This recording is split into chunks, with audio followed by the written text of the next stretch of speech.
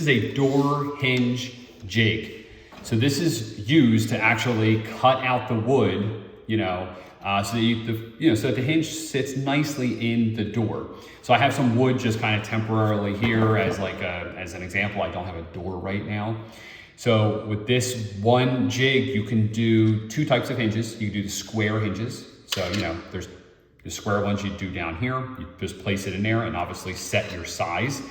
And then what you do is once you set your size, so let's say you were doing a square one, you would grab your router bit, which it comes with, and it has their little ball bearing on there, and you actually just run this inside here. And this would cut out the, hinge, the spot for the hinge to sit in. If you had angled hinges, curved hinges, you would just use this side. That's why it has an arrow going this way, an arrow going that way. It even has the numbers on there, which I wouldn't even use actually. I would just set the hinge in there, place this up to the hinge and then set it home and then you're good. The reason why it has this is kind of confusing at first. This is the spot where this bit goes in so that you can start, and you roll it around, right? And also they thought of a bunch of different things. It even has this set back off of the hinge so that this sits, you just run this perfectly inside. So I think this would be a very nice tool to have if you're doing 1 door, 3 doors, 5 doors, 10. It should last forever. It's aluminum, very, very, sturdy.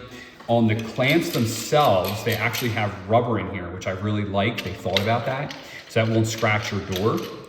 I don't want to say it's light, but it's big, right? But it's light too, but it feels like a good quality tool. Like you're not gonna have any issues with it. It's probably gonna last forever for you. So really nice tool. It has these standoffs back here. I guess if you really wanted to, you could take them off if you wanted to, for some reason, do something very custom. But yeah, this is it. Comes with the router bit, and it also comes with this drill bit here. This drill bit here actually is like a self-centering drill bit, which is really nice to have. And then it just comes with like a screwdriver bit. So really nice. I'm gonna keep mine nice and neat in my box.